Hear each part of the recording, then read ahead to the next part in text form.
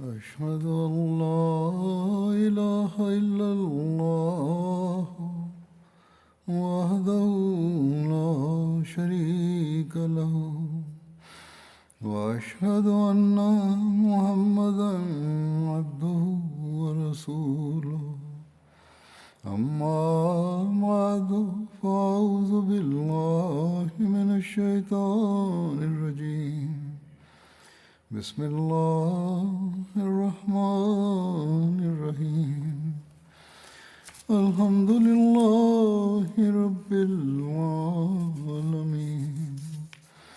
الرحمن الرحيم مالك يوم الدين إياك نعبد وإياك نستعين اهدنا الصراط المستقيم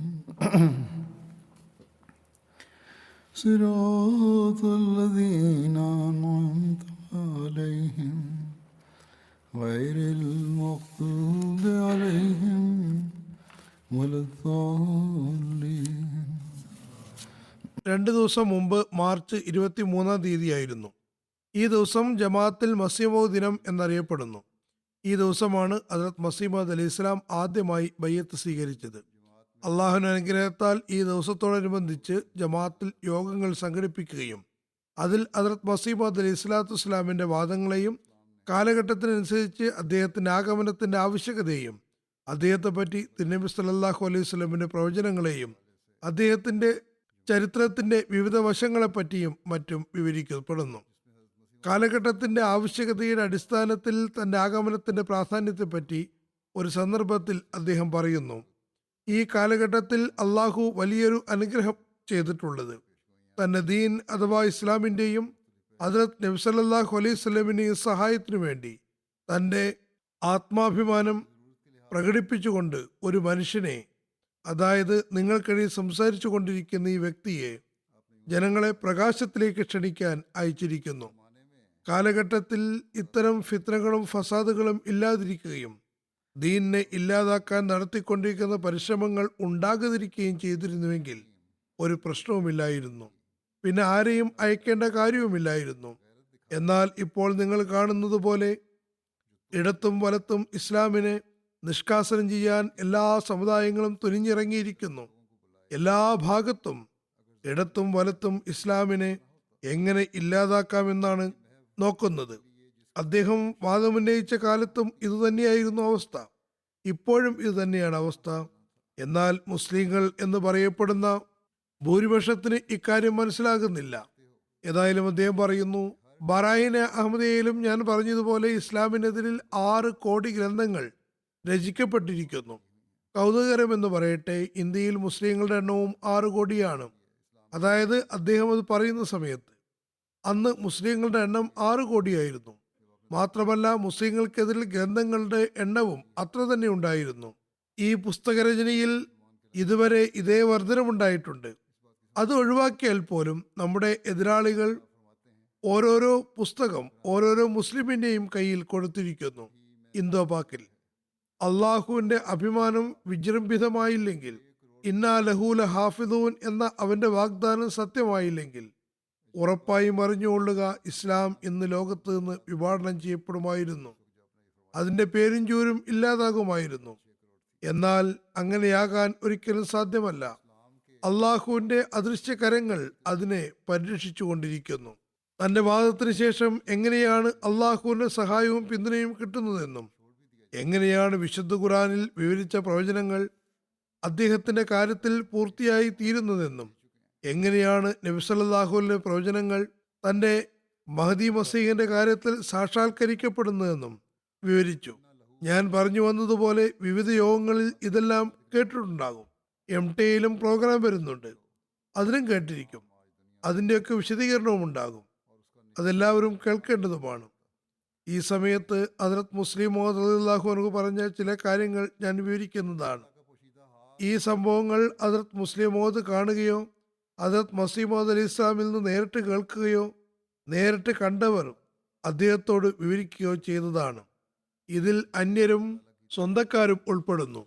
ഈ സംഭവങ്ങൾ ഹസ്രത്ത് മസീഹ് മൗഊദ് അലി ഇസ്ലാമിന്റെ സത്യസാക്ഷ്യം വിവരിക്കുന്നതോടൊപ്പം നമ്മുടെ പരിഷ്കരണത്തിനും നമ്മുടെ വിശ്വാസവർദ്ധനവിനും നമ്മുടെ ശ്രദ്ധ ക്ഷണിക്കുകയും ചെയ്യുന്നു. ഇത് കേട്ട ശേഷവും നമ്മുടെ പരിഷ്കരണത്തിലേക്കും മേന്മയിലേക്കും ശ്രദ്ധയുണ്ടാകുന്നില്ലെങ്കിൽ ഇത് കേട്ടതുകൊണ്ട് യാതൊരു പ്രയോജനവുമില്ല. അതുകൊണ്ട് ഈ വീക്ഷണത്തിൽ ഇക്കാര്യങ്ങൾ നമ്മൾ കേൾക്കേണ്ടതാണ്.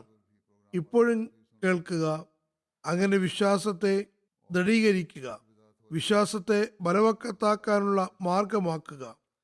പ്രവാചകന്മാരുടെ എതിരാളികൾ എപ്പോഴും അനുവർത്തിച്ച നയം അവർ ജ്ഞാനനിർഭരമായ കാര്യങ്ങൾ പറയുമ്പോൾ അത് മറ്റാരോ അവർക്ക് പറഞ്ഞു കൊടുക്കുന്നു എന്നാണ്.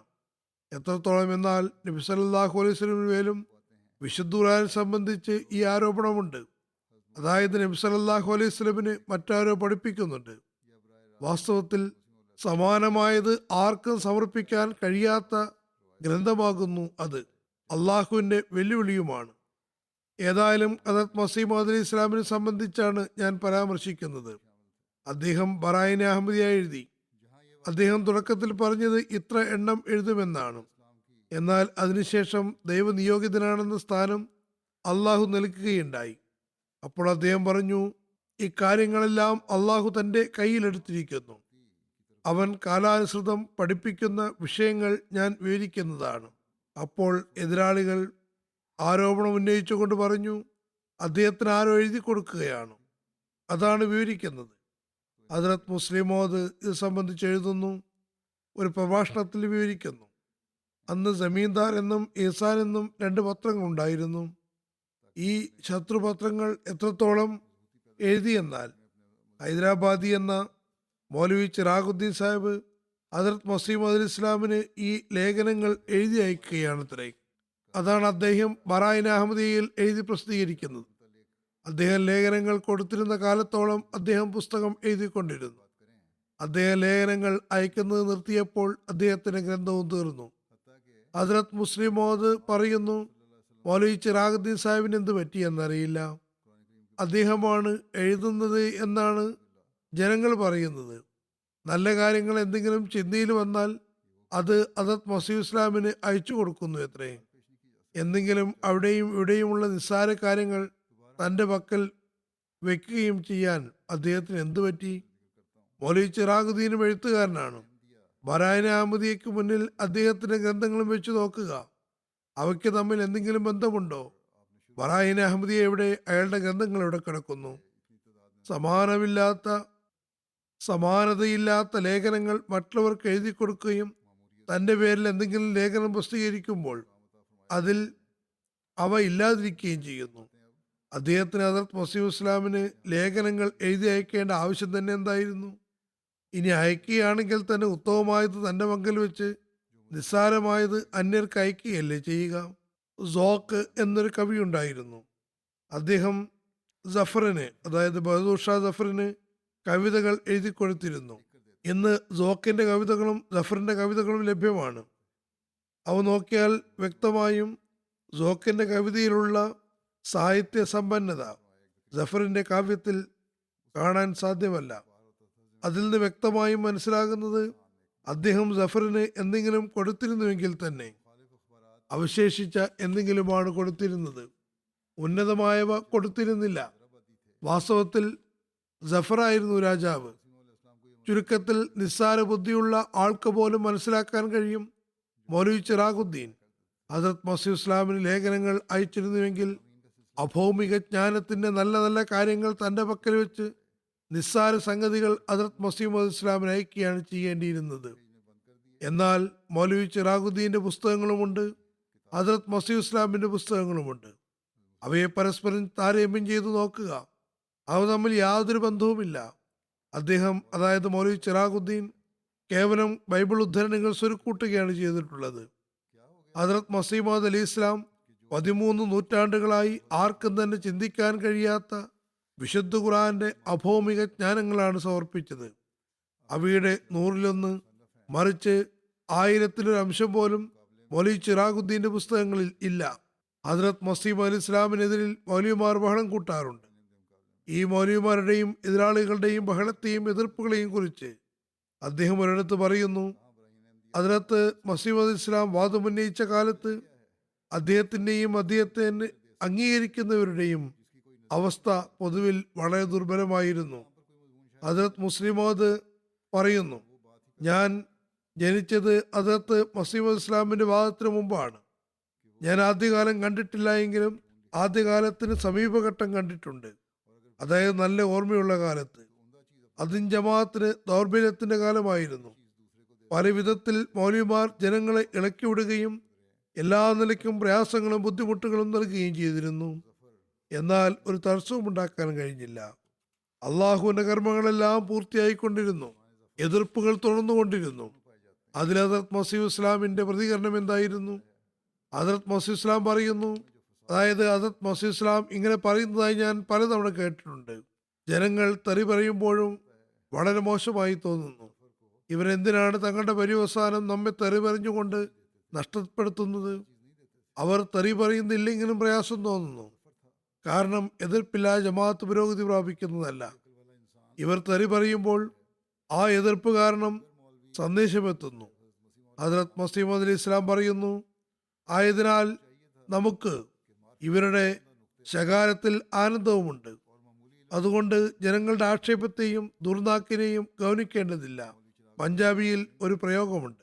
ഹദരത്ത് മസീഹ് ഇസ്ലാം പറയുന്നു, ഓണ്ട് അന്താന്തേ ഈ ലതയെ ജാന്താനെ, അതായത് ഒട്ടകം അലറിക്കൊണ്ടിരിക്കുന്നു, പക്ഷേ യജമാനൻ അതിനെ തടവിക്കൊണ്ട് പിന്നെയും ഭാരം വയ്ക്കുന്നു.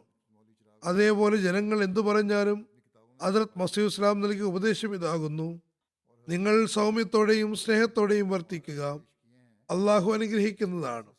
ഇവരിൽ നിന്ന് തന്നെ സ്വീകരിക്കുന്നവരും ഉണ്ടാകുന്നതാണ്. ഈ എതിർപ്പിനെ ഉദ്ധരിച്ചുകൊണ്ട് ഒരിടത്ത് പറയുന്നു, ഹദരത്ത് മസീഹ് ഇസ്ലാമിൻ വാദങ്ങൾ ഉന്നയിച്ചപ്പോൾ അദ്ദേഹത്തെ അംഗീകരിക്കുന്നവർ ഏതാനും പേർ മാത്രമേ ഉണ്ടായിരുന്നുള്ളൂ. അതിനുശേഷം ആദ്യവുമായി അദ്ദേഹത്തിന്റെ എതിർപ്പുണ്ടായപ്പോൾ ജനങ്ങൾക്ക് മേൽ ഒരു പരീക്ഷണം വന്നു. അദ്ദേഹത്തിന്റെ പ്രവചനം ബാഹ്യമായ വാക്കുകളിൽ പൂർത്തിയായില്ലെന്ന് ജനങ്ങൾ ധരിച്ചു. പിന്നെ ലേഖ്രാമിനെ നേരിട്ടു. അപ്പോൾ അദ്ദേഹത്തിന്റെ പ്രവചനം വളരെ പ്രതാപത്തോടെ പൂർത്തിയായി. പക്ഷെ ഹിന്ദുക്കൾക്കിടയിൽ അദ്ദേഹത്തിനെതിരിൽ ഒരാവേശമുണ്ടായി. അവർ അദ്ദേഹത്തെ ശക്തിയായി എതിർക്കാൻ തുടങ്ങി. അതുപോലെ മൗലവി മുഹമ്മദ് ഹുസൈൻ സാഹിബിന്റെ ഫത്വകളുടെ കാലം വന്നപ്പോൾ ജമാഅത്തിനു മേൽ പരീക്ഷണം വന്നു. പിന്നെ ഡോക്ടർ അബ്ദുൽ ഹക്കീം മുർത്തദായപ്പോൾ ജമാഅത്തിനു മേൽ പരീക്ഷണമുണ്ടായി. ചുരുക്കത്തിൽ വ്യത്യസ്ത സമയങ്ങളിൽ ശക്തമായ എതിർപ്പുകളുണ്ടായി. കാണുന്നവർ ഇവർ ഇതാ ഇല്ലാതായി എന്ന് കരുതി. എന്നാൽ അള്ളാഹു എല്ലാ ഫിത്നകളെയും ഇല്ലാതാക്കാനുള്ള കാര്യങ്ങൾ ഒരുക്കി. ഈ ഫിത്നകൾ ജമാഅത്തിനെ നശിപ്പിക്കുന്നതിന് പകരം അതിന്റെ പുരോഗതിക്കും അന്തസ്സിനും നിമിത്തമായി മാറുകയും ചെയ്തു. അങ്ങനെ തന്നെയാണ് ഇപ്പോഴും ഉണ്ടാകുന്നത്. ഹദരത്ത് മുസ്ലിം മൗദ് പറയുന്നു, നോക്കുക, ഹദരത്ത് മസീഹ് ഇസ്ലാമിന്റെ കാലത്ത് എതിർപ്പുകൾ ഉയർന്നു. ഏതെല്ലാം വിധത്തിലാണ് ജമാഅത്തിനെതിൽ എതിർപ്പുണ്ടായത്, ഫസാദുകൾ ഉണ്ടായത്. ഇപ്പോൾ ജമാഅത്ത് ഇല്ലാതാകുമെന്ന് ജനങ്ങൾ ചിന്തിച്ചു തുടങ്ങി. എന്നാൽ അള്ളാഹുവിന്റെ അനുഗ്രഹത്താൽ എല്ലാ പ്രാവശ്യവും ജമാഅത്ത് നേരത്തേതും കൂടുതൽ പുരോഗതി പ്രാപിച്ചു. ഇതാണ് ജമാഅത്തിന്റെ ചരിത്രം. ഇത് തന്നെയാണ് ദൈവിക പ്രസ്ഥാനങ്ങളുടെ ചരിത്രവും. എതിർപ്പിന്റെ ഈ രീതി തുടർന്നു വരുന്നു. ഇപ്പോഴും അങ്ങനെ തന്നെയാണ്. ഈ എതിർപ്പുകളിലൂടെ കടന്നുകൊണ്ട് ജമാഅത്ത് പുരോഗതി പ്രാപിക്കുന്നു. ഇനിയും ഇൻഷാ അല്ലാഹ് പുരോഗതി നേടുന്നതാണ്, നേടിക്കൊണ്ടിരിക്കുകയും ചെയ്യും. എതിരാളികളും കപടവിശ്വാസികളും ശക്തി ചെലുത്തുന്നു. എന്നാൽ അള്ളാഹു തന്റെ പ്രവർത്തനവും വാഗ്ദാനവും പൂർത്തിയാക്കുക തന്നെ ചെയ്യുന്നതാണ് ഇൻഷാ അല്ലാഹ്. എതിർപ്പുകളെ കുറിച്ചുള്ള ഒരു പ്രഭാഷണത്തിൽ അദ്ദേഹം പറയുന്നു, ഒരു വശം ജനങ്ങളിൽ എതിർപ്പുണ്ടാകുമ്പോൾ എതിർപ്പ് കാരണം അവർ നമ്മുടെ കാര്യങ്ങൾ കേൾക്കാൻ ശ്രദ്ധ ചെലുത്തുന്നില്ല എന്നതാണ്. അവർക്കുള്ളിൽ കോപമുണ്ടാകുന്നു. ഇത് നമുക്ക് നല്ലതല്ല. എന്നാൽ മറ്റൊരു രൂപമുണ്ട്. ആരെങ്കിലും എതിർപ്പിന്റെ കാര്യങ്ങൾ കേൾക്കുമ്പോൾ അവർ പിന്നീട് അന്വേഷണം തുടങ്ങുന്നു. അവർ മോശക്കാരാണെങ്കിൽ ഞാനൊന്ന് പോയി കാണട്ടെ എന്ന് പറയുന്നു. അവർ വന്ന് കാണുമ്പോൾ ആശ്ചര്യപ്പെടുന്നു. എന്നോട് ഇവർ പറഞ്ഞ കാര്യങ്ങൾ മറ്റൊന്നായിരുന്നു, അതായത് ശത്രുക്കൾ പറഞ്ഞ കാര്യങ്ങൾ മറ്റൊന്നായിരുന്നു. എന്നാൽ അഹമ്മദികൾ തികച്ചും വ്യത്യസ്തമായ കാര്യമാണ് പറയുന്നത്. അവർ സന്മാർഗത്തെ, അങ്ങനെയുള്ളവർ സന്മാർഗത്തെ അംഗീകരിക്കുകയും ചെയ്യുന്നു. ഹദരത്ത് മുസ്ലിം മൗദ് പറയുന്നു, എനിക്ക് ഓർമ്മയുണ്ട്, ഞാൻ ചെറുതായിരുന്നു. ഹദരത്ത് മസീഹ് ഇസ്ലാം മസ്ജിദിൽ ഇരിക്കുകയാണ്. സദസ്സ് കൂടിയിട്ടുണ്ട്. ഒരാൾ രാംപൂരിൽ നിന്ന് വന്നു. അദ്ദേഹം ലഖ്നൌവിലോ അതിനടുത്ത് ഏതോ ഉള്ള സ്ഥലത്തുള്ള ആളാണ്. എന്നാൽ രാംപൂരിലാണ് താമസിച്ചിരുന്നത്. ഉയരം കുറഞ്ഞ് മെലിഞ്ഞ ഒരു മനുഷ്യനായിരുന്നു. സാഹിത്യകാരനും കവിയുമായിരുന്നു. അദ്ദേഹത്തെ ഉറുദു ശൈലി നിഘണ്ടു ഉണ്ടാക്കാൻ റാംപൂരിലെ നവാബ് സാഹിബ് നിശ്ചയിച്ചതാണ്. അങ്ങനെ മജ്ലിസിൽ വന്നിരുന്നു. അദ്ദേഹം സ്വയം പരിചയപ്പെടുത്തിക്കൊണ്ട് പറഞ്ഞു, ഞാൻ റാംപൂരിൽ നിന്നാണ് വന്നിട്ടുള്ളത്. നവാബിന്റെ സദസ്യനാകുന്നു. ഹദരത്ത് മുസ്ലിം ചോദിച്ചു, നിങ്ങൾക്ക് ഇവിടെ വരാൻ എന്താണ് നിമിത്തമായത്? അദ്ദേഹം പറഞ്ഞു, ഞാൻ ബയ്യത്തിൽ ചേരാനാണ് വന്നിട്ടുള്ളത്. ഹദരത്ത് മസീഹ് സ്വലാത്തു വസ്സലാം ചോദിച്ചു, അവിടെ റാംപൂർ ഭാഗത്ത് നമ്മുടെ ജമാഅത്തിലെ ആളുകൾ വളരെ കുറവാണ്, തബ്ലീഗും അവിടെ കുറവാണ്. നിങ്ങൾക്ക് എവിടെ വരാൻ എന്താണ് നിമിത്തമായത്? ഹദരത്ത് മുസ്ലിം അള്ളാഹു പറയുന്നു, ആ വാക്കുകൾ ഇന്നും എൻ്റെ കാതുകളിൽ മുഴങ്ങുന്നു. എനിക്കത് മറക്കാൻ സാധ്യമല്ല. അന്ന് എൻ്റെ പ്രായം 16 വയസ്സായിരുന്നു. അതിന് മറുപടി അദ്ദേഹം ഉടനെ പറഞ്ഞു, ഇവിടെ വരാൻ നിമിത്തമായത് മൗലവി സലാമുല്ലാ സാഹിബാണ്. ഹദരത്ത് മുസ്ലിം അള്ളാഹു പറയുന്നു, എനിക്ക് പ്രായക്കുറവ് കാരണം അതെന്താണെന്ന് മനസ്സിലാകുമായിരുന്നില്ല. പക്ഷേ ഹദരത്ത് മസീഹ് സ്വലാത്തു വസ്സലാം അതിൽ ചിരിച്ചുകൊണ്ട് പറഞ്ഞു, അതെങ്ങനെ? അദ്ദേഹം പറഞ്ഞു, മൗലവി സലാമുല്ലാ സാഹിബിന്റെ ഗ്രന്ഥങ്ങൾ നവാബിന്റെ സദസ്സിൽ വന്നിരുന്നു. നവാബ് സാഹിബും വായിച്ചിരുന്നു. എന്നോടും വായിക്കാൻ പറഞ്ഞു. ഞാൻ പറഞ്ഞു, മീർ സാഹിബിന് പുസ്തകങ്ങളുടെ ഉദ്ധരണി കൊടുത്തത് പുസ്തകങ്ങൾ എടുത്തു നോക്കാമെന്ന്. അങ്ങനെ അഹമ്മദത്തിനെതിൽ നല്ലൊരു ശേഖരം ഒരുക്കാമെന്നും കരുതി. ഉദ്ധരണികളെടുത്ത് വായിക്കാൻ തുടങ്ങിയപ്പോൾ അതിലെ വിഷയം തന്നെ മറ്റൊന്നായിരുന്നു. അതിലെനിക്ക് കൂടുതൽ താല്പര്യമായി. അങ്ങനെ ഏതാനും പേജുകൾ മുന്നിലും പിന്നിലുമായി വായിക്കാമെന്ന് കരുതി. അത് വായിച്ചപ്പോൾ എനിക്ക് മനസ്സിലായത് നബി സല്ലല്ലാഹു അലൈഹി വസല്ലമിന്റെ അന്തസ്സും പ്രതാപവും മഹത്വവും മീർദാസ് സാഹിബ് വിവരിച്ചത് മറ്റുള്ളവരുടെ മനസ്സിൽ പോലും ഇല്ല എന്നാണ്. തുടർന്ന് പറഞ്ഞു, എനിക്ക് ഫാർസിയിൽ താല്പര്യമുണ്ട്. യാദൃച്ഛികമായി എനിക്ക് ഫാർസി ദുർസമീൻ കിട്ടി. അത് ഞാൻ വായിച്ചു. വായിക്കാൻ തുടങ്ങിയപ്പോൾ എൻ്റെ ഹൃദയം പൂർണ്ണമായും ശുദ്ധമായി. അങ്ങനെ നേരിട്ട് വന്ന് ബയ്യത്ത് ചെയ്യാമെന്ന് കരുതി. അതുകൊണ്ട് ശത്രു ഫസാദിന് കാരണമാകുന്നിടത്ത് പ്രയോജനകരവുമാണ്. ആയതിനാൽ ഈ രണ്ടവസ്ഥകളെയും മുന്നിൽ വെച്ച് നമുക്കും നമ്മുടെ തബ്ലീഗിന്റെ ബുദ്ധിപൂർവമായ കാര്യങ്ങൾ തയ്യാറാക്കേണ്ടിയിരിക്കുന്നു. നബിയെ എതിർക്കുന്നില്ലെങ്കിൽ അദ്ദേഹം അസ്വസ്ഥനാകുന്നു. കാരണം എതിർപ്പ് തന്നെയാണ് പുരോഗതിയുടെ മാർഗം. അതാണ് ഹദരത്ത് മസീഹ് സ്വലാത്തു വസ്സലാം പറഞ്ഞത്. ഈ വിഷയത്തെ പരാമർശിച്ചുകൊണ്ട് ഹദരത്ത് മുസ്ലിം അത് പറയുന്നു, മിസ്രിലെ ഭരണം അക്കാലത്ത് വളരെ അറിയപ്പെടുന്ന ഭരണമായിരുന്നു. അതിന്റെ രാജാവ് തന്റെ ശക്തിയിലും ബലത്തിലും ഗർവിഷ്ഠനായിരുന്നു. അതേ ഫിറഔന്റെ കാലത്ത് അത്തരം രാജാവിനെതിൽ ഹദരത്ത് മൂസ അലി ഇസ്ലാമിന് യാതൊരു വിലയുമില്ലായിരുന്നു. എന്നാൽ ഇതൊക്കെയായിട്ടും അദ്ദേഹം രാജാവിൻ്റെ അടുക്കൽ പോയപ്പോൾ രാജാവ് അദ്ദേഹത്തെ ഭയപ്പെടുത്തുകയും ഭീഷണിപ്പെടുത്തുകയും ചെയ്തു. അദ്ദേഹത്തിന് ജനതയെ നശിപ്പിക്കാനുള്ള ഇംഗിതം വെളിപ്പെടുത്തിക്കൊണ്ട് പറഞ്ഞു, നിങ്ങൾ പിന്മാറുന്നില്ലെങ്കിൽ നിങ്ങളെ നിങ്ങളുടെ സമൂഹത്തെയും ഇല്ലാതാക്കുന്നതാണ്. പക്ഷേ ഹദരത്ത് മൂസ ഇസ്ലാം പിന്മാറിയില്ല. അദ്ദേഹം പറഞ്ഞു, അള്ളാഹു ഏതൊരു സന്ദേശവുമാണോ നൽകാൻ എന്നെ അയച്ചത് അത് ഞാൻ എത്തിക്കുന്നതാണ്. ലോകത്തുള്ള ഒരു ശക്തിക്കും എന്നെ അതിൽ നിന്ന് മാറ്റാൻ സാധ്യമല്ല. ഇതുതന്നെയാണ് ഹദരത്ത് ഈസാ നബി അലൈഹി ഇസ്ലാമിന്റെ അവസ്ഥയും. അതേ അവസ്ഥ തന്നെയായിരുന്നു ഹദരത്ത് മുഹമ്മദ് സല്ലല്ലാഹു അലൈഹി വസല്ലമിന്റെയും. ഹദരത്ത് മുസ്ലിം മൗദ് പറയുന്നു, അതേപോലുള്ള അവസ്ഥയാണ് ഹദരത്ത് മസീഹ് മൗഊദ് അലൈഹി ഇസ്ലാമിന്റെയും നമുക്ക് കാണാൻ കഴിയുന്നത്. എല്ലാ സമൂഹത്തിലും അദ്ദേഹത്തോട് എതിർപ്പുണ്ടായിരുന്നു. എല്ലാ മതാനുയായികളും അദ്ദേഹത്തിന് എതിരാളികളായിരുന്നു. മൗലവിമാർ എതിരാളികളായിരുന്നു. ഉന്നത സ്ഥാനീയർ എതിരാളികളായിരുന്നു. സാധാരണക്കാർ എതിർപ്പിലായിരുന്നു. ധനാഢ്യരും പ്രമുഖരും മറ്റും എതിർപ്പിലായിരുന്നു. ചുരുക്കത്തിൽ 4 ഭാഗത്തു നിന്നും എതിർപ്പിന്റെ കൊടുങ്കാറ്റായിരുന്നു. ജനങ്ങൾ അദ്ദേഹത്തെ നല്ലപോലെ മനസ്സിലാക്കി കൊടുക്കാൻ ശ്രമിച്ചു. ചിലർ സുഹൃത്തുക്കളായി വന്ന് പറഞ്ഞു, നിങ്ങൾ വാദങ്ങളിൽ കുറച്ച് കുറവാക്കുക. ചിലർ പറഞ്ഞു, നിങ്ങൾ ഇന്ന കാര്യങ്ങൾ ഒഴിവാക്കിയാൽ എല്ലാവരും നിങ്ങളുടെ ജമാഅത്തിൽ ചേരുന്നതാണ്. എന്നാൽ അദ്ദേഹം ആരുടെ കാര്യവും ഗൗനിച്ചില്ല. എപ്പോഴും തന്റെ വാദങ്ങൾ പറഞ്ഞുകൊണ്ടിരുന്നു. അതിൽ ബഹളമുണ്ടായി, മർദ്ദനങ്ങളുണ്ടായി, കൊലകൾ നടന്നു. എല്ലാ എതിർപ്പും ഉണ്ടായിട്ടും അദ്ദേഹത്തിന് നേരിടുന്ന സമൂഹത്തിന് മുന്നിൽ അദ്ദേഹത്തിന്റെ പക്കൽ ഭൗതികമായ നിലയിൽ യാതൊരു ശക്തിയുമില്ലാതിരുന്നിട്ടും അദ്ദേഹം അവരെ എതിരിട്ടു. മറിച്ച് എനിക്ക് നല്ല ഓർമ്മയുണ്ട്, ഞാൻ പലതവണ ഹദ്റത്ത് മസീഹ് ഇസ്ലാം പറയുന്നത് കേട്ടിട്ടുണ്ട്. നബിയുടെ അവസ്ഥ ജനങ്ങൾ ഒരു സ്ത്രീയെ പറ്റി പറഞ്ഞതുപോലെയാണ്. ഒരു ഗ്രാമത്തിൽ ഒരു സ്ത്രീ ഉണ്ടായിരുന്നു, ബുദ്ധിഭ്രമമായിരുന്നു. അവൾ പുറത്തിറങ്ങുമ്പോൾ ചെറിയ ചെറിയ കുട്ടികൾ ഒരുമിച്ച് കൂടി അവരെ പരിഹസിച്ചിരുന്നു. അവരെ കളിയാക്കുകയും ബുദ്ധിമുട്ടിക്കുകയും ചെയ്തിരുന്നു. കൂടെ കൂടെ ബുദ്ധിമുട്ടിച്ചിരുന്നു. അവരും അതിനെതിരെ കുട്ടികളെ ശകാരിക്കുകയും ശപിക്കുകയും ചെയ്തിരുന്നു. അവസാനം ഗ്രാമവാസികൾ ഒരുമിച്ച് കൂടി ആലോചന നടത്തി, ഈ സ്ത്രീ ദ്രോഹിക്കപ്പെടുകയാണ്. നമ്മുടെ കുട്ടികൾ അനാവശ്യമായി അവളെ ദ്രോഹിക്കുന്നു. ദ്രോഹിക്കപ്പെടുന്ന അവസ്ഥയിൽ അവർ കുട്ടികളെ ശപിക്കുകയും ചെയ്യുന്നു. ഈ ശാപപ്രാർത്ഥന സ്വീകരിക്കപ്പെട്ടുകൂടായികയില്ല. അതുകൊണ്ട് നമ്മുടെ കുട്ടികളെ അവർ ദ്രോഹിക്കുന്നത് തടയാം. അവർ ശപിക്കുകയുമില്ല. അങ്ങനെ കൂടിയാലോചനയ്ക്ക് ശേഷം അവർ തീരുമാനിച്ചു, ഗ്രാമക്കാർ തങ്ങളുടെ മക്കളെ വീടുകളിൽ തന്നെ അടക്കി നിർത്തണം, പുറത്തിറങ്ങാൻ വിടരുത്. അടുത്ത ദിവസം ജനങ്ങൾ തങ്ങളുടെ മക്കളോട് പറഞ്ഞു, ഇന്നേക്ക് ശേഷം പുറത്തിറങ്ങരുത്. കൂടുതൽ മുൻകരുതൽ എന്ന നിലയ്ക്ക് പുറത്തു നിന്ന് വാതിലുകൾ ചങ്ങലയിടുകയും ചെയ്തു. അടുത്ത ദിവസം പുലർന്നപ്പോൾ ആ ബുദ്ധിഭ്രമമുള്ള സ്ത്രീ വീടിന് പുറത്തിറങ്ങി.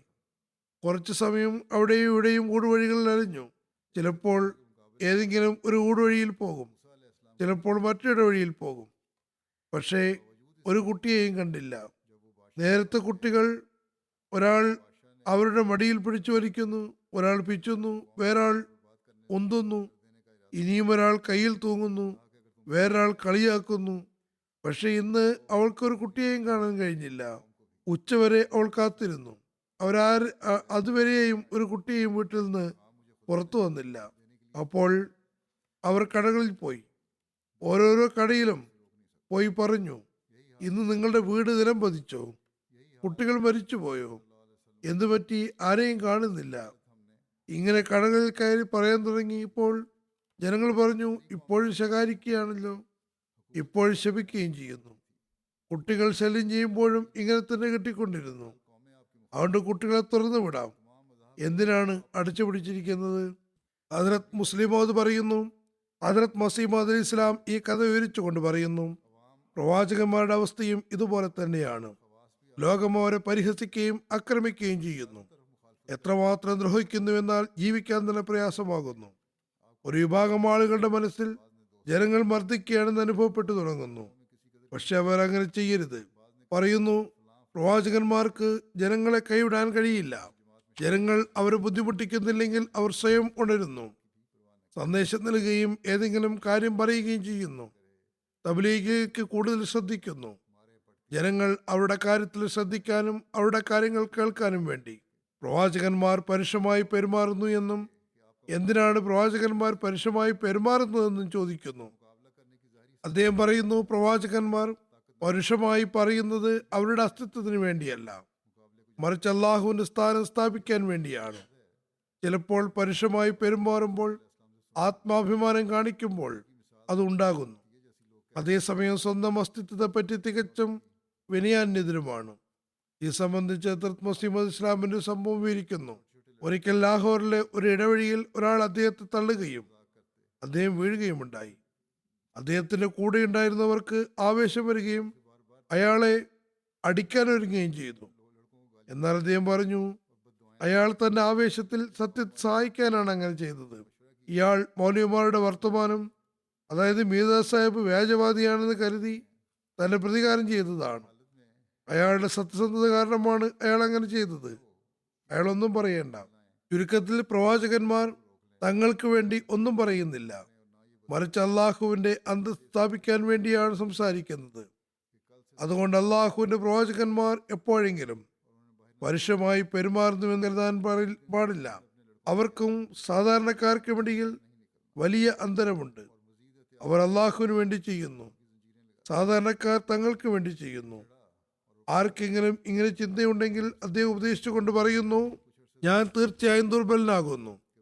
തന്റെ ദൗർബല്യത്തെ മനസ്സിലാക്കുന്ന, അള്ളാഹുവിനോട് സഹായം തേടുന്ന വ്യക്തി നാശമടയുന്നതല്ല, താൻ ശരിയാണെന്ന് ഉറപ്പിക്കുന്ന വ്യക്തിയിൽ അഹങ്കാരമുണ്ടാവുകയും അയാൾ നാശമടയുകയും ചെയ്യുന്നു.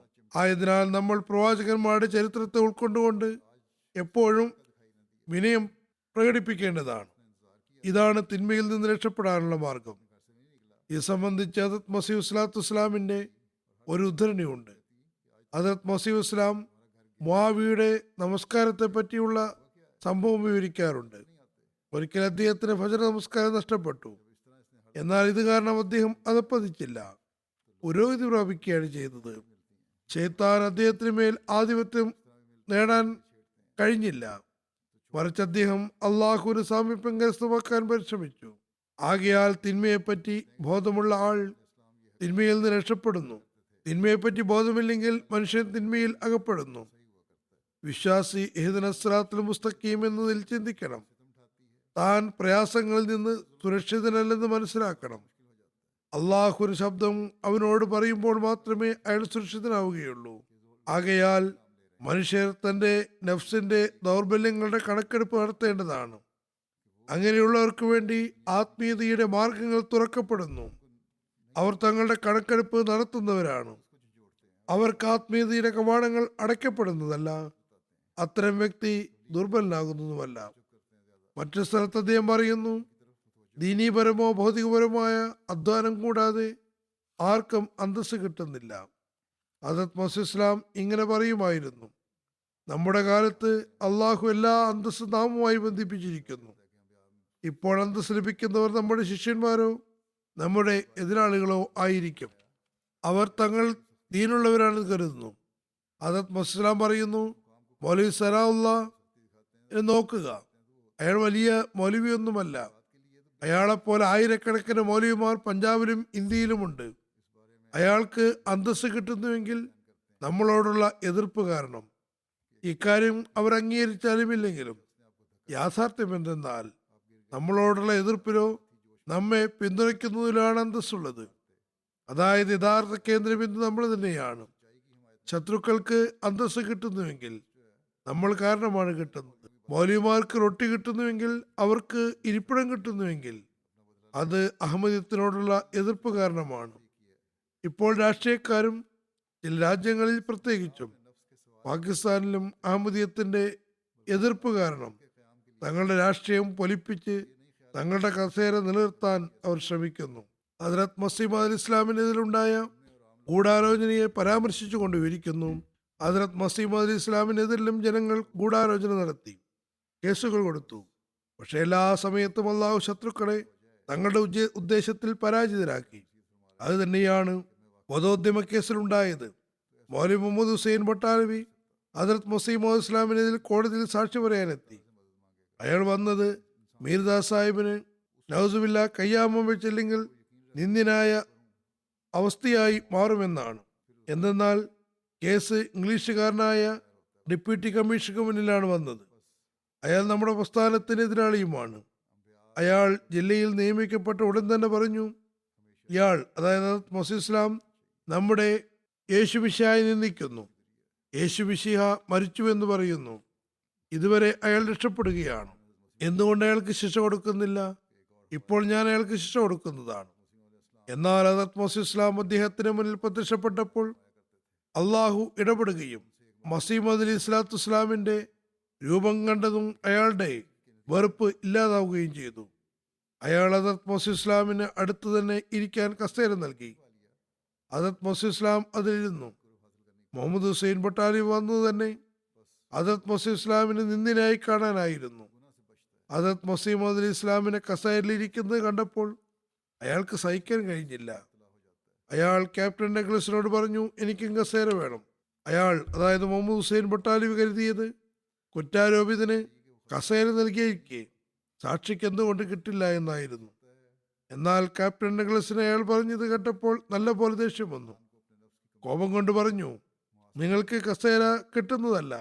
മൗലവി മുഹമ്മദ് ഹുസൈൻ ബട്ടാലി പറഞ്ഞു, എൻ്റെ പിതാവിന് പ്രഭു സാഹിബിന്റെ സദസ്സിൽ കസേര കിട്ടിയിരുന്നു. എനിക്കും കസേര കിട്ടണം. ഞാൻ അഹ്ലെ ഹദീസിന്റെ വക്കീലാകുന്നു. കസേര എനിക്ക് അവകാശപ്പെട്ടതാണ്. അപ്പോൾ ക്യാപ്റ്റൻ ഡഗ്ലസ് പറഞ്ഞു, വെറുതെ വാചകം അടിക്കേണ്ട, പിന്നിലേക്ക് മാറി നേരെ നിൽക്കൂ.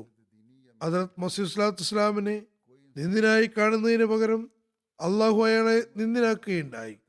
ഇത് കോടതി മുറിക്ക് അകത്തുള്ള കാര്യമാണ്.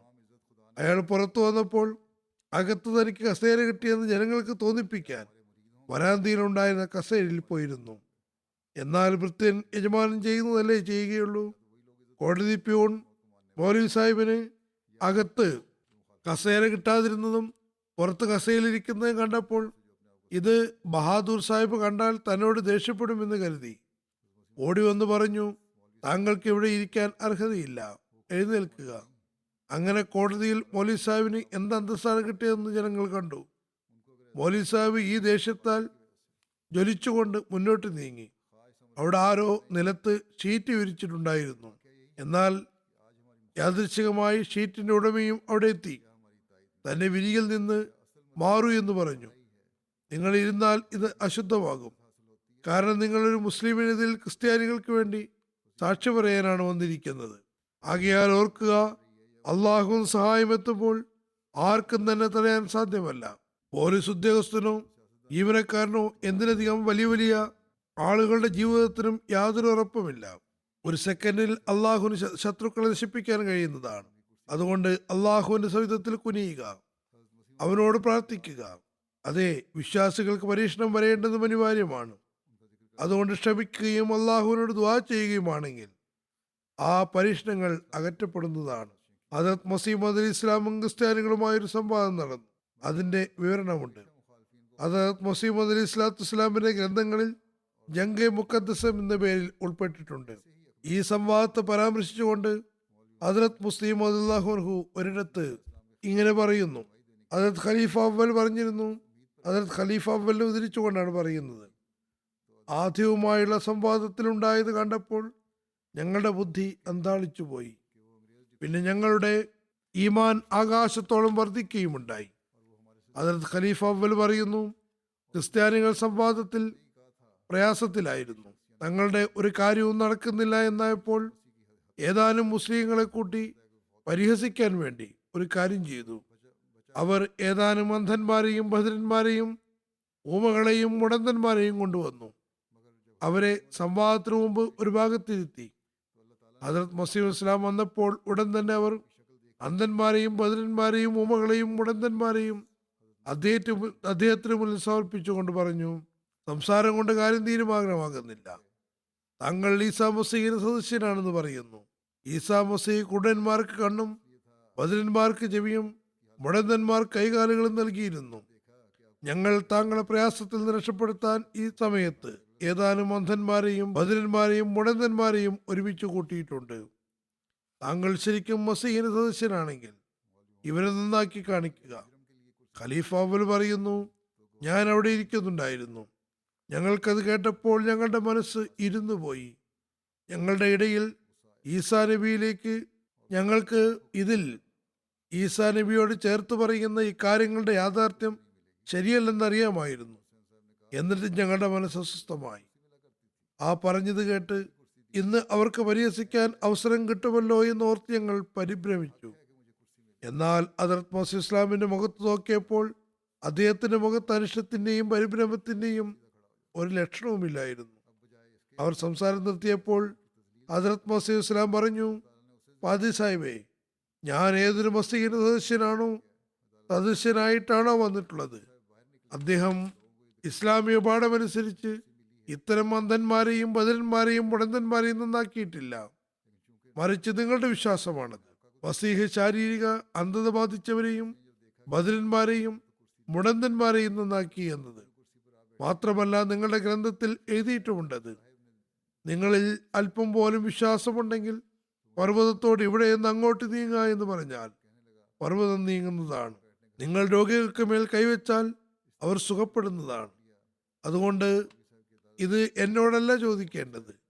ഞാൻ എൻ്റെ യജമാനർ ഹദരത്ത് മുഹമ്മദ് മുസ്തഫ സല്ലല്ലാഹു അലൈഹി വസല്ലം കാണിച്ച അത്ഭുതങ്ങൾ കാണിക്കുന്നതാണ്. നിങ്ങൾ ആ അത്ഭുതങ്ങൾ ആവശ്യപ്പെട്ടാൽ ഞാനവ കാണിക്കാൻ തയ്യാറുമാണ്. ഇനി ഇത്തരം അത്ഭുതങ്ങളാണ് നിങ്ങളുടെ ഗ്രന്ഥം പറയുന്നു. തങ്ങൾക്കുള്ളിൽ കടുകുമണിയോളം വിശ്വാസമുള്ള ക്രിസ്ത്യാനിക്ക് ഇന്നും ഇത്തരം യേശു കാണിച്ച അത്ഭുതങ്ങൾ കാണിക്കാൻ കഴിയുന്നതാണ്. അതുകൊണ്ട് നിങ്ങൾ പറഞ്ഞത് ശരിയാണ്. നമ്മെ പ്രയാസത്തിൽ നിന്ന് രക്ഷിച്ചു. അങ്ങനെ അന്ധന്മാരെയും ബധിരന്മാരെയും ഊമകളെയും മുടന്തന്മാരെയും ഒരുമിച്ച് കൂട്ടി. ഇവിടെ അന്ധന്മാരും ബധിരന്മാരും ഊമകളും മുടന്തന്മാരുമുണ്ട്. നിങ്ങൾക്കുള്ളിൽ കടുകുമണിയോളം വിശ്വാസമുണ്ടെങ്കിൽ ഇത് ഇവരെ സുഖപ്പെടുത്തി കാണിക്കുക. പക്ഷേ അത് ഖലീഫ അവൽ പറയുന്നു, ഈ മറുപടി പാദ്രിമാരെ അത്ഭുതപരന്തരാക്കി. വലിയ വലിയ പാദ്രിമാർ ആ ഊമകളെയും മുടന്തന്മാരെയും വലിച്ചു വലിച്ച് അകറ്റാൻ ശ്രമിക്കുകയായിരുന്നു. ചുരുക്കത്തിൽ അല്ലാഹു തന്നെ സാമീപ്യമുള്ള ആൾക്ക് എല്ലാ സന്ദർഭത്തിലും അന്തസ്സ് നൽകുന്നു, അവർക്ക് മനസ്സിലാക്കി കൊടുക്കുന്നു. ആ മറുപടി കേട്ട് ശത്രുക്കൾ അത്ഭുതസ്തബ്ധരായിത്തീരുന്നു. ഹദരത്ത് മസീമദ് അലി ഇസ്ലാമിനെ എതിർക്കുന്ന ഒരു സംഭവം സിയാൽകോട്ടിലുണ്ടായി. അദ്ദേഹം പറയുന്നു, ഹദരത്ത് മസീമദ് അലി ഇസ്ലാം സിയാൽകോട്ടിൽ പോയപ്പോൾ ആരെങ്കിലും അദ്ദേഹത്തിന്റെ പ്രഭാഷണം കേൾക്കാൻ പോയാൽ അവരുടെ നിക്കാഹ് ബന്ധം മുറിയുന്നതാണ്.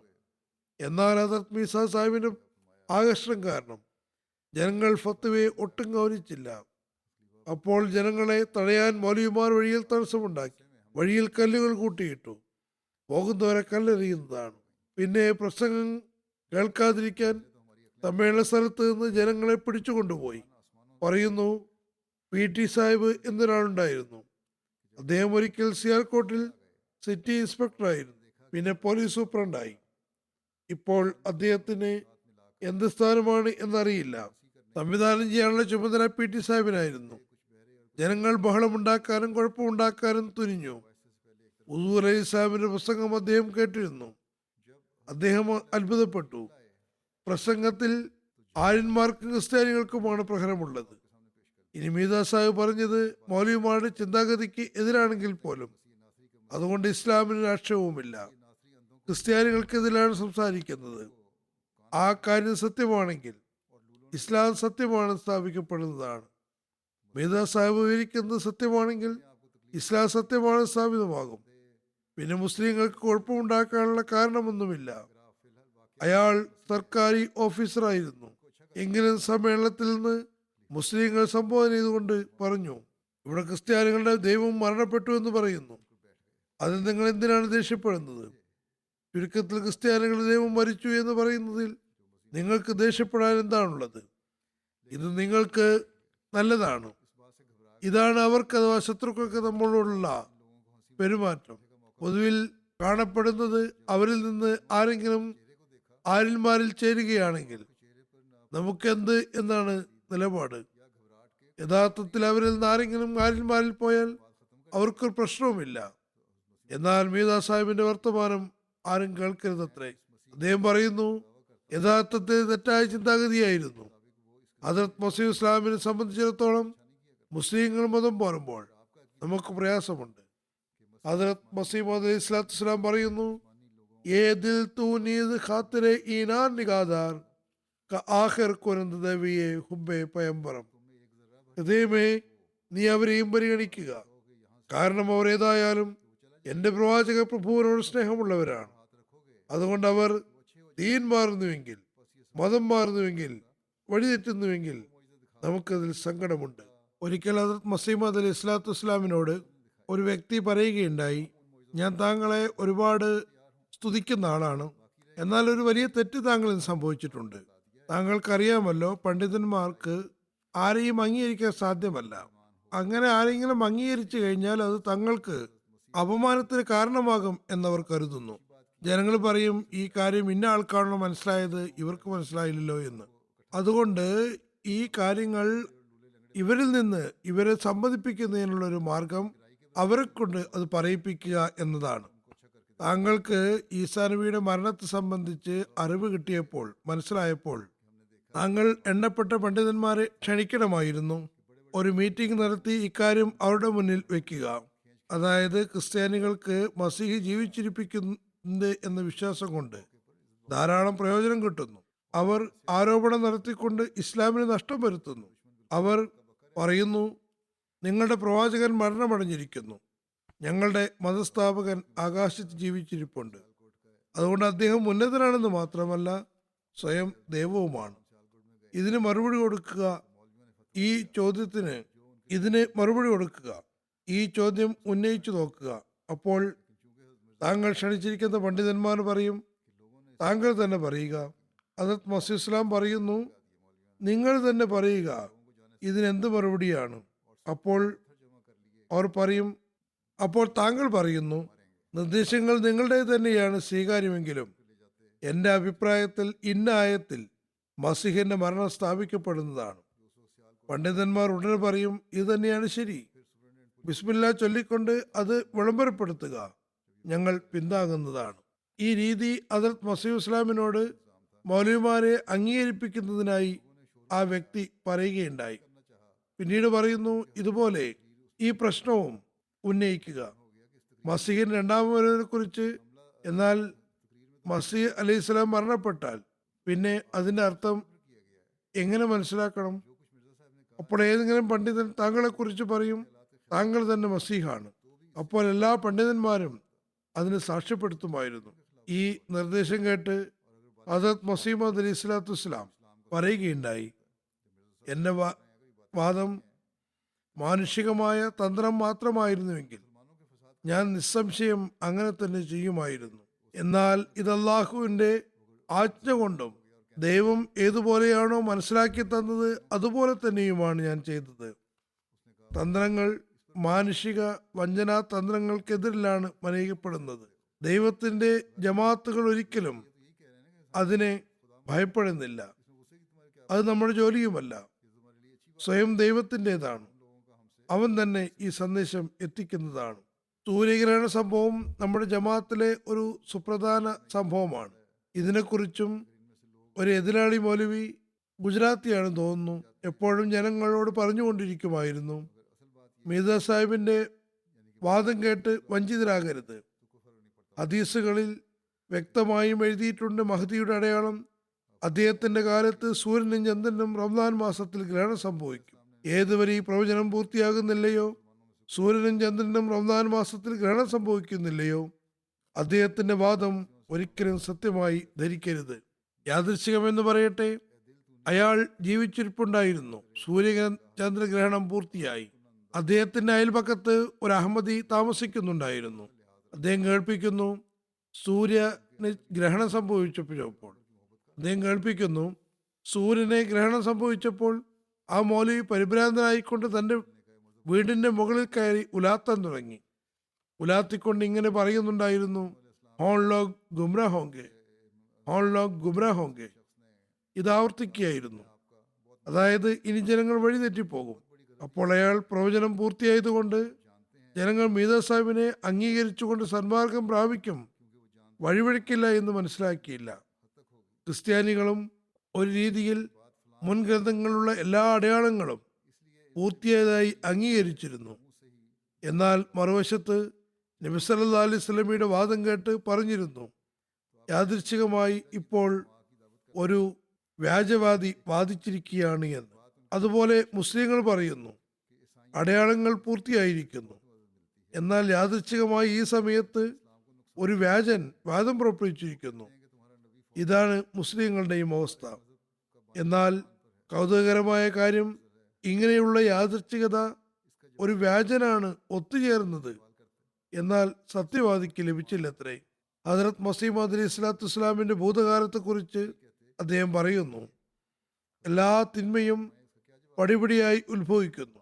ഒരു വ്യക്തി രാത്രി സത്യവാനായിരുന്നു, നേരം വെളുത്തപ്പോൾ ദുഷിച്ച കളിവിനേർപ്പെട്ടുകൊണ്ട് ആദ്യം മനുഷ്യനെതിരിലും പിന്നീട് ദൈവത്തെപ്പറ്റിയും രാവിലെ എഴുന്നേറ്റ് കളവ് പറയുക എന്നത് സാധ്യമല്ല.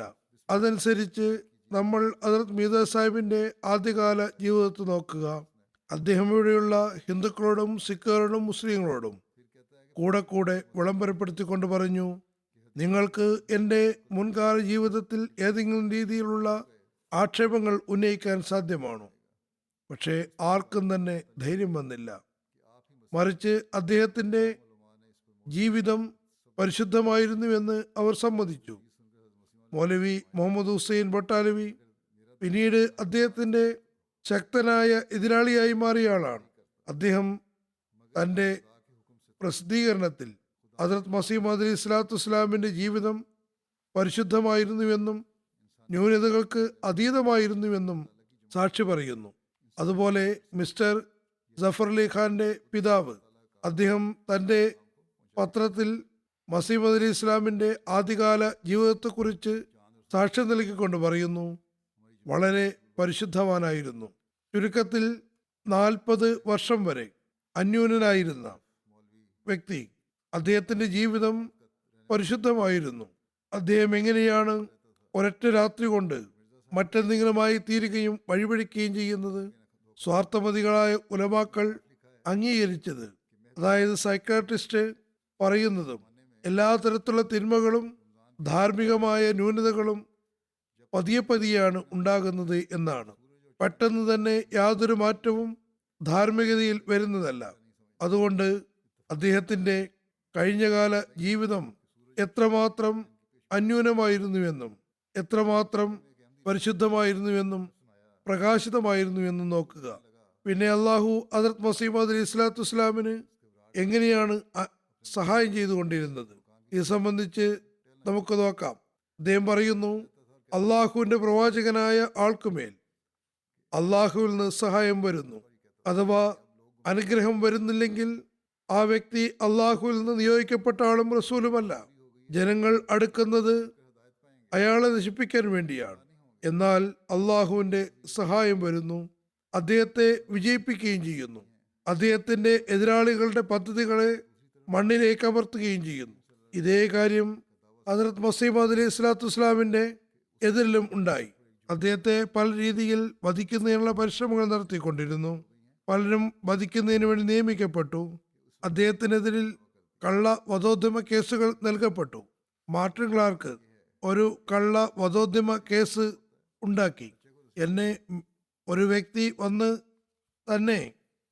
വന്ന് പറഞ്ഞു, എന്തിനധികം ഒരാൾ വന്ന് പറയുകയും ചെയ്തു, എന്നെ മീത സാഹിബ് നിയമിച്ചതാണ് എന്ന്. എന്തുകൊണ്ട് മഹദിയാണെന്നും മസീഹാണെന്നും വാദിക്കുന്ന ഇയാളെ ആളുകൾ പിടികൂടുന്നില്ല? ഞാൻ അയാളെ പിടികൂടുന്നതാണ്. എന്നാൽ കേസ് നടക്കുമ്പോൾ മജിസ്ട്രേറ്റ് പറയുന്നു, എൻ്റെ പക്കൽ എനിക്ക് മനസ്സിലാക്കാൻ കഴിയുന്നത് ഇത് കള്ള കേസാണെന്നാണ്. കൂടെ അദ്ദേഹം അത് പറഞ്ഞുകൊണ്ടിരുന്നു. എത്രത്തോളം എന്നാൽ ആ വ്യക്തിയെ ക്രിസ്ത്യാനികളിൽ നിന്ന് വേർപെടുത്തി പോലീസ് ഉദ്യോഗസ്ഥന്മാർക്ക് കൈമാറുകയുണ്ടായി. അയാൾ കരഞ്ഞുകൊണ്ട് ഇങ്ങനെ പറഞ്ഞു, എന്നെ ക്രിസ്ത്യാനികൾ പഠിപ്പിച്ച് വിട്ടതായിരുന്നു. അങ്ങനെ അള്ളാഹു ഈ കള്ളക്കേസിനെ പൂർണ്ണമായും ഇല്ലാതാക്കി. ഹദ്റത്ത് മുസ്ലിം അള്ളാഹു വിവരിക്കുന്നു, നമ്മുടെ ജമാഅത്തിലെ ഒരു ആവേശഭരിതനായ മുബല്ലിഗ് മൗലവി ഉമറുദ്ദീൻ സാഹിബ് ഷിമലവി തന്റെ സംഭവം വിവരിക്കുന്നു. അദ്ദേഹവും ഈ മാനദണ്ഡം പരീക്ഷിച്ചറിഞ്ഞ് അഹമ്മദിയായതാണ്. അദ്ദേഹം കേൾപ്പിക്കുന്നു, ഷിംലയിൽ മൗലവി മുഹമ്മദ് ഹുസൈൻ, മൗലവി അബ്ദുറഹ്മാൻ സയ്യൂഹ് പിന്നെ ചിലരും ചർച്ച ചെയ്യുകയായിരുന്നു. ഇതിൽ മീത സാഹിബിനെ നേരിടുന്നതിന് എന്ത് രീതിയാണ് അവലംബിക്കേണ്ടത്. മൗലവി അബ്ദുറഹ്മാൻ സാഹിബ് പറഞ്ഞു, മീത സാഹിബ് വിളംബരം ചെയ്തിരിക്കുന്നത് ഇനി ഞാൻ സംവാദം നടത്തുകയില്ല എന്നാണ്. നാം സംവാദത്തിന് പരസ്യം കൊടുക്കാം. അദ്ദേഹം നേരിടാൻ തയ്യാറായാൽ നാം പറയും അദ്ദേഹം കളവ് പറയുന്നു. ആദ്യം പ്രചരിപ്പിച്ചു നാം ആരോടും സംവാദം നടത്തുന്നതല്ല, പിന്നെ ഇപ്പോൾ തയ്യാറായിരിക്കുന്നു. പിന്നെ സംവാദത്തിന് തയ്യാറാകുന്നില്ലെങ്കിൽ നമുക്കപ്പോഴും ഒച്ചപ്പാടുണ്ടാക്കാം. നോക്കൂ, മീത സാഹിബ് പരാജിതനായി. ഇതിൽ മൗലവി ഉമറുദ്ദീൻ സാഹിബ് പറഞ്ഞു, ഇതിന്റെ ആവശ്യം എന്താണ്? ഞാൻ പോകാം, പോയി അദ്ദേഹത്തെ കൊല ചെയ്യാം, പ്രശ്നം തീരും. മൗലവി മുഹമ്മദ് ഹുസൈൻ പറഞ്ഞു, മോനെ, നിനക്ക് എന്തറിയാം, ഇതെല്ലാം ചെയ്തു കഴിഞ്ഞതാണ്. മൗലവി ഉമറുദ്ദീൻ സാഹിബ് ഹൃദയത്തിൽ ഇക്കാര്യം ദൃഢമാവുകയുണ്ടായി. ഏതൊരാളെയാണോ ദൈവം ഇത്രയും സംരക്ഷിക്കുന്നത്, അയാൾ ദൈവത്തിൽ നിന്ന് തന്നെയായിരിക്കും വന്നത്. ഈ ബാലനായിരുന്നു പറഞ്ഞത്, അള്ളാഹു ഇത്രയും സംരക്ഷിക്കുന്നുവെങ്കിൽ, ഇത്രയും തന്ത്രങ്ങൾ ഉണ്ടായിട്ടും അദ്ദേഹം രക്ഷപ്പെടുകയാണെങ്കിൽ അദ്ദേഹം അള്ളാഹുവിൽ നിന്ന് തന്നെയായിരിക്കും. പിന്നീട് അദ്ദേഹം ബയ്യത്ത് ചെയ്ത് തിരിച്ചു പോകുമ്പോൾ മൗലവി മുഹമ്മദ് ഹുസൈൻ ബട്ടാൽവി അദ്ദേഹത്തെ സ്റ്റേഷനിൽ കണ്ടുമുട്ടി ചോദിച്ചു, നീ എവിടേക്കാണ് പോകുന്നത്? അദ്ദേഹം പറഞ്ഞു, കാദിയാനിൽ ബയ്യത്ത് ചെയ്ത് വരികയാണ്. മൗലവി മുഹമ്മദ് ഹുസൈൻ പറഞ്ഞു, നീ വളരെ ദ്രോഹിയാണ്, ഞാൻ നിന്റെ പിതാവിനെ എഴുതുന്നതാണ്. അപ്പോൾ അദ്ദേഹം മറുപടിയായി പറഞ്ഞു, മൗലവി സാബ്, ഇതെല്ലാം താങ്കൾ മുഖേന തന്നെയാണ് സംഭവിച്ചത്. ഈ സംഭവിച്ചത് മുഴുവനും ചുരുക്കത്തിൽ. അതുകൊണ്ട് എതിരാളികൾ അദ്ദേഹത്തെ കൊല്ലാൻ ആഗ്രഹിക്കുന്നു. അള്ളാഹു തന്റെ ഇഷ്ടദാസന്മാരെ താൻ തന്നെ സംരക്ഷിക്കുന്നു. അള്ളാഹു അദ്ദേഹത്തിന് തന്റെ പുതുപുത്തൻ ജ്ഞാനങ്ങളാൽ സഹായിക്കുന്നു. എല്ലാ മൈതാനങ്ങളിലും ആദരവ് നൽകുന്നു. ഇതുപോലെ മുഹമ്മദ് ഹുസൈൻ ബട്ടാൽവി സാഹിബിന്റെ ഒരു വാദമുണ്ടായിരുന്നു. അതായത്, ഞാനാണ് മീത സാഹിബിനെ ഉയർത്തിയത്, ഞാൻ തന്നെ നശിപ്പിക്കുന്നതാണ്. മൗലവി ഹുസൈൻ ബട്ടാലവി സാഹിബ് ഹദരത്ത് മസീമ ഇസ്ലാമിന്റെ യുവത്വത്തിലെ സ്നേഹിതനായിരുന്നു. മസീസ്ലാമുമായി സമ്പർക്കം പുലർത്തിയിരുന്നു. എപ്പോഴും അദ്ദേഹത്തിന്റെ ലേഖനങ്ങളെ പൊഴുത്തിയിരുന്നു. ഹദരത്ത് മസീമദ് അലി സ്വലാത്തു വസ്സലാം തന്റെ വാദം പുറപ്പെടുവിപ്പിച്ച ഉടൻ തന്നെ അയാൾ പറഞ്ഞു, ഈ വ്യക്തിയെ ഞാനാണ് ഉയർത്തിയത്, ഞാൻ തന്നെ അയാളെ നശിപ്പിക്കുകയും ചെയ്യുന്നതാണ്. പിന്നെ ഹദരത്ത് മസീമദ് അലി സ്വലാത്തു വസ്സലാമിന്റെ കുടുംബക്കാരും വിളംബരപ്പെടുത്തുകയുണ്ടായി. മറിച്ച് ചിലർ പത്രങ്ങളിൽ വിളംബരവും കൊടുത്തു, ഈ വ്യക്തി കച്ചവടമാണ് നടത്തുന്നത്, അയാളിലേക്ക് ആരും തന്നെ ശ്രദ്ധിക്കരുത്. അങ്ങനെ ലോകത്തെ മുഴുവനും അയാൾ തെറ്റിദ്ധാരണയിൽ അകപ്പെടുത്താൻ പരിശ്രമിച്ചുകൊണ്ടിരിക്കുകയാണ്.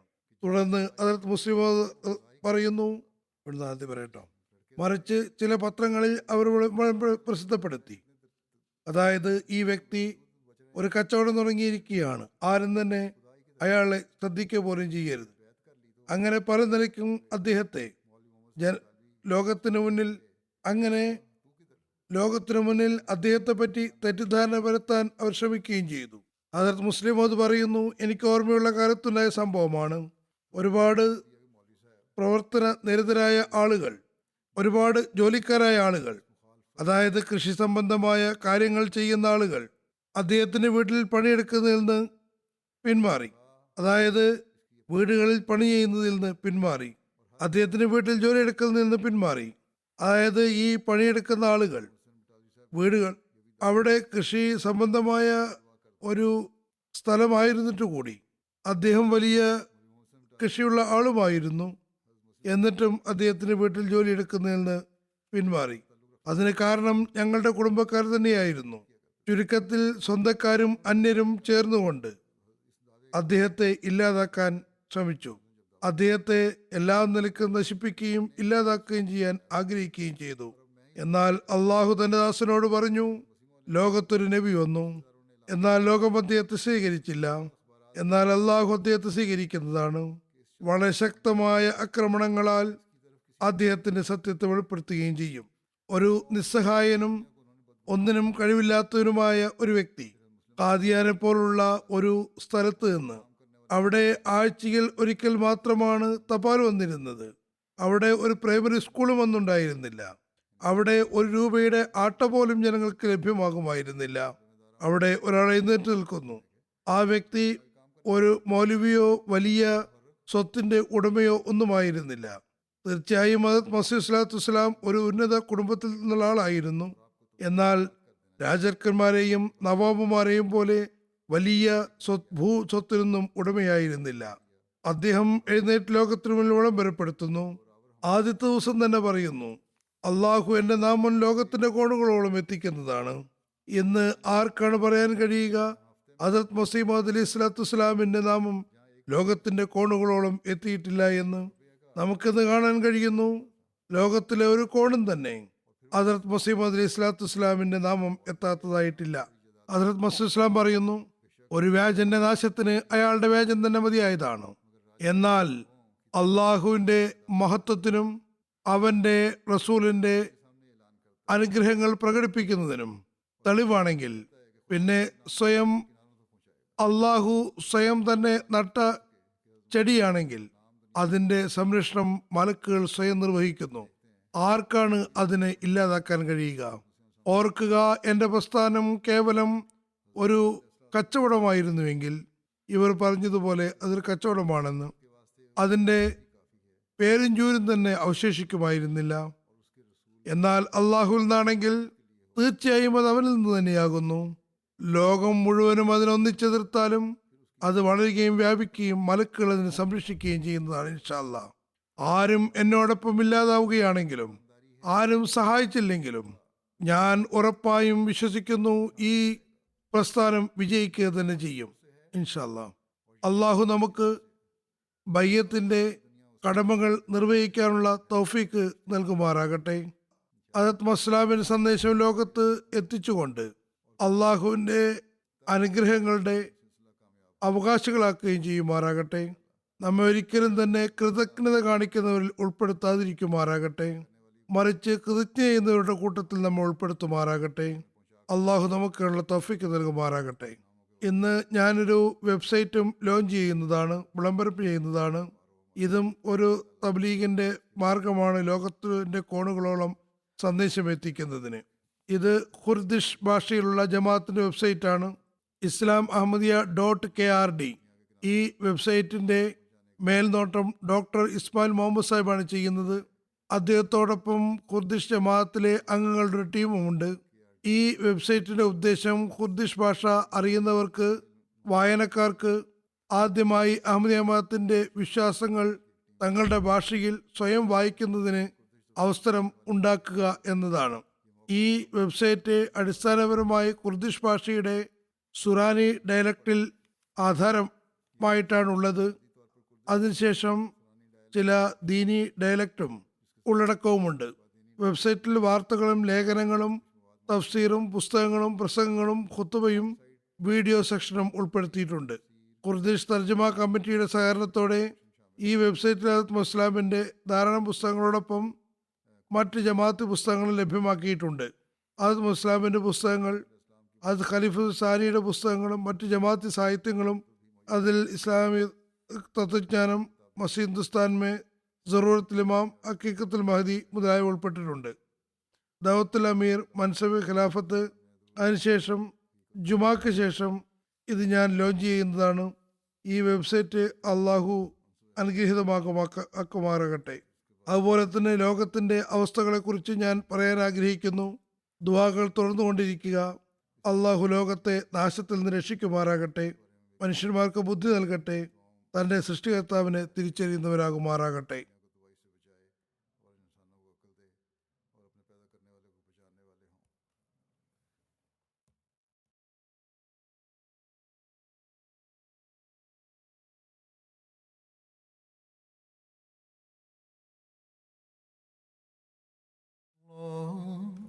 الحمد لله نحمده ونستعينه ونستغفره ونؤمن به ونتوكل عليه ونعوذ بالله من شرور أنفسنا ومن سيئات أعمالنا من يهده الله فلا مضل له ومن يضلل فلا هادي له ونشهد أن لا إله إلا الله ونشهد أن محمدا عبده ورسوله عباد الله رحمكم الله إن الله يأمر بالعدل والإحسان وإيتاء ذي القربى